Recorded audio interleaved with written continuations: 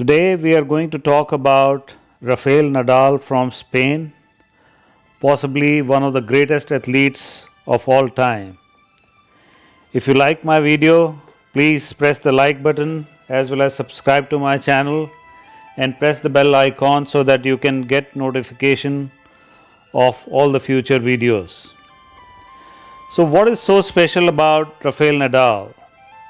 I'm going to talk about 7 qualities that make him unique and possibly one of the greatest players to be admired.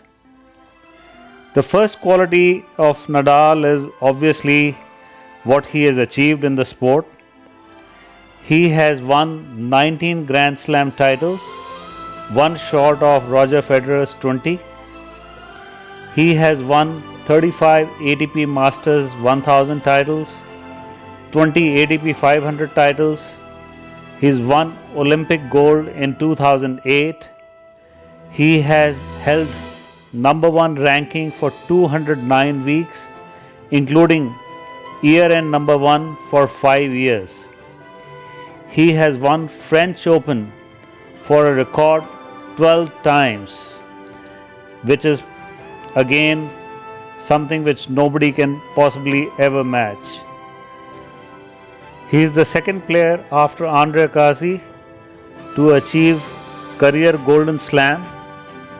He's been ATP Player of the Year 5 times and ITF World Champion 4 times. He's first player to reach number 1 ranking in the Open era at the age of 30 plus.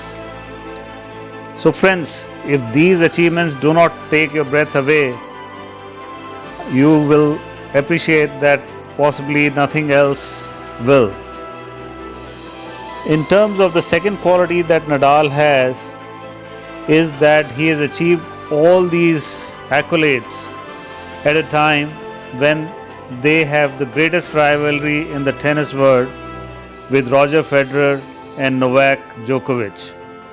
Between them, these gentlemen have won 20 Grand Slams by Federer, 19 by Nadal and 17 by Djokovic. Before them, Andre Agassi and Pete Sampras were the players who had achieved record number of slams, and Pete Sampras stood out with 14 titles to his name. And you can now imagine all 3 have surpassed Pete Sampras. Another key thing is these 3 people have been number 1 in ranking for 95% of the time in almost 15 years now. They have won 55 of last 66 majors. Only Andy Murray with 3 titles and Stan Wawrinka with 3 Grand Slams have won more than a slam. So this speaks about the utter dominance that these 3 individuals have and how fierce the competition amongst these 3 is. The third quality that I would like to talk about is that Rafa Nadal has achieved all this in spite of so many injuries in his career.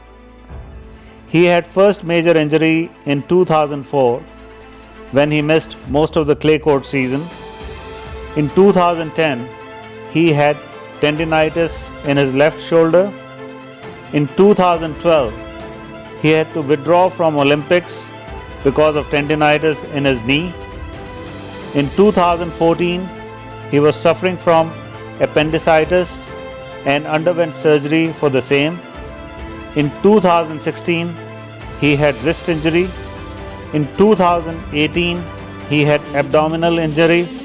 In 2019, he suffered right hip injury. So you can well imagine, had Nadal not got all those injuries, where his career graph would have been. While Federer, who is now 38, has had relatively an injury-free career and still he has achieved great heights in tennis. The fourth quality that I'm going to speak about is humility. You can count that Rafa will never speak harsh words to the umpires. He will hardly break any rackets on the court. He will not create any tantrums. He will not abuse the umpire. And most importantly, even when he loses a match, he is full of humility. Whether he wins or loses, it doesn't impact him at all. And he speaks so highly about his opponents that you can really admire the kind of spirit he brings on the court. The fifth quality that Rafa has is never say die attitude. In London, the finals of ATP tournament, which was held in 2019, Rafa Nadal won 2 matches when he was almost down and out. Against Medvedev, he was in the third set 1-5 down.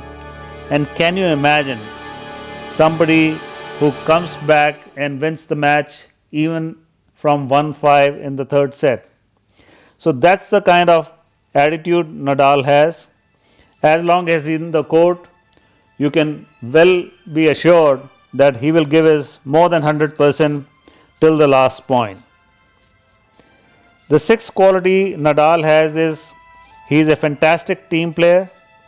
He has played Davis Cup for his country for a long time, and his record is one of the most enviable when it comes to Davis Cup.